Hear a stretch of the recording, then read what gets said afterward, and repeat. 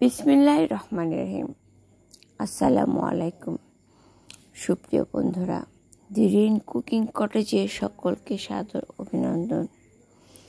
আশা করি নিশ্চয়ই সকালে ভালো আছেন। আমিও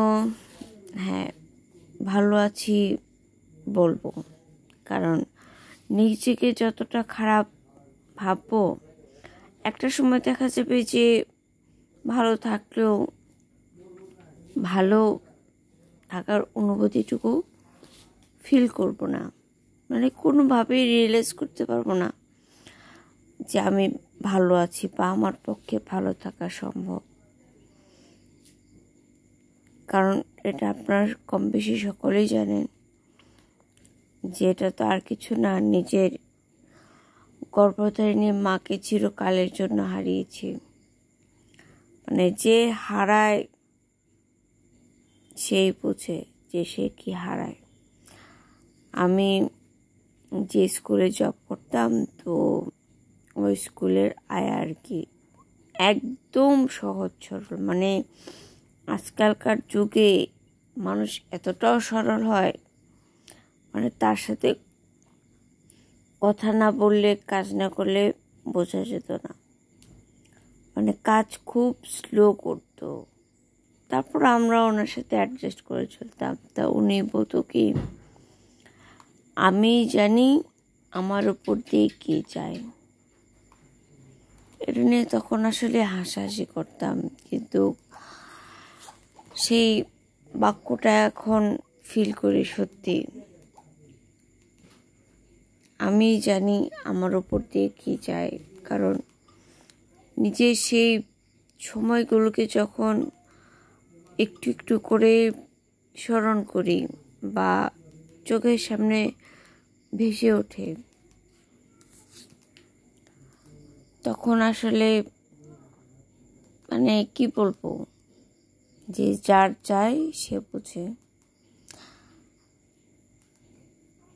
আর গত 2 দিন আগে খুব সম্ভব ফাদার্স ডে গেল। আর কি বলবো, মানে মাকে হারিয়েছি, হয়তো বাবাও চলে যাবে একদিন, হয়তো কি একদিন তো যাবে, কিন্তু সেই অনুভূতিগুলো মানে আসলে হারিয়ে ফেলার অনুভূতিগুলো, মানে এর যে কত নির্মম অনুভূতি, এটা মানে ওই যে বললাম যে আমি জানি আমার উপর দিয়ে কে যায়। তো এগুলো বলে কয়ে কোনো লাভ নেই। হ্যাপি ফাদার্স ডে উপলক্ষে পৃথিবীর সকল বাবাকে আমার তরফ থেকে সালাম, শুভেচ্ছা, অভিনন্দন। অনেকেই বলে যে father's day, mother's day, Valentine day এগুলো করাটা ঠিক না। হ্যাঁ, এটাও ঠিক যে আমাদের প্রতিটা মুহূর্তেই ভ্যালেন্টাইন, আমরা প্রতিটা মুহূর্তেই একে অন্যকে ভালোবাসি। কারণ আমি মনে করি সম্পর্ক এবং সম্পদ এই শব্দ দুইটা আমানত। আমরা প্রত্যেকটা সম্পর্কের প্রতি একে অন্যের প্রতি সম্মান রাখব, এবং প্রত্যেকটা সম্পর্কই কিন্তু কমপ্লিমেন্টারি, একজন আরেকজনকে ছাড়া অপূর্ণ। একজন সার্থক বাবা তখনই হয় যখন তার পিতৃত্বটুকু, যে অনুভূতি, এই অনুভূতির ছট বা গভীরতাটুকু তার সন্তান উপলব্ধি করতে পারে। বাস্তবে কি হয়তো অনেকের দিয়ে অনেক কিছু হয় না। আমি নিজে আমার বাবা মার জন্য কোনো কিছু আসলে করে উঠতে পারিনি, আমার সেই সুযোগ নেই। তাই বলে কি আমি আমার বাবা মাকে ভালোবাসিনি? অবশ্যই না। আর আবার এমনও আছে যে অনেক কোটিপতিরা, তারা কি করে মাস শেষে লাখ লাখ টাকা বাবা মার কাছে পাঠিয়ে দেয়। আর কি করে, হয়তো হাই হ্যালো কেমন আছেন, বেচারা বাবা মা কি আর করবে, সেই টাকাগুলোকেই মানে কি বলবো, প্রয়োজন ভেবে মানে কিছু বলেও তো আসলে লাভ নেই।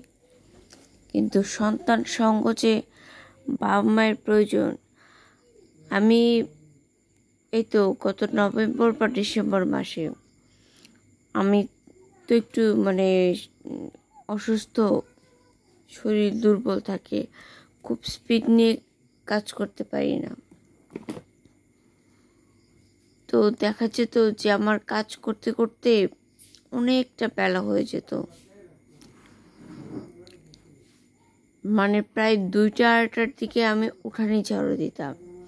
আর যখন উঠানটা ঝাড়ু দিতাম, এই যে ভিডিওতেই দেখতে পাচ্ছেন, আমার মা শুধু বলতো যে এই সোনার বাড়ি ঘর পড়ে থাকবে, কেন করি এগুলো। আসলে উনি যে আমার সঙ্গ চাইতেন বুঝতাম না। আর এই যে দেখছেন এই রেসিপিটা, এটা আমি আপলোড করেছি। আর এই রেসিপিটা কিন্তু আমার বাবার খুব ভালো লেগেছিল। হ্যাঁ, যা বলছিলাম, মানে তখন আসলে বুঝিনি যে আমার মা আমার সঙ্গ চাইতেন, যে তাকে একটু সময় দিই। তার মানে কি বলবো, চলে যাওয়ার সময়টুকু ক্ষণে এসেছে, হয়তো নিজে থেকেই ফিল করতো। আমি তো সেগুলো বুঝতাম না, আমি শুধু কাজই করে যেতাম। এখন বুঝি, কিন্তু বুঝলি আর কি হবে, এখন বুঝে তো কোনো লাভ নেই। তো সকল সন্তানদের প্রতি একটা বিনয়ের সাথে বিনীত অনুরোধ, আজ হোক কাল হোক আমার এই ভিডিও যারা দেখবেন, বাবা মাকে সশরীরে সময় দিবেন। হঠাৎ আমার মা শুধু চাইতো মায়ের সাথে বসে যেন খাই, কিন্তু সারাদিন একটানা কাজ করার পর মানে একসাথে বসে খাওয়াটা হয়ে উঠতো না। কারণ একে খাবারটা রেডি করে দিতাম, তারা নিজেরা যেন খেয়ে নেয়, আর আমি অন্য কাজ করতাম। ওই যে মানে স্পিড নিয়েও কাজ করতে পারতাম না, আর অতটা জোর দিয়েও কিছু করতে পারতাম না। কিন্তু আচ্ছা, খুদা হাফেজ।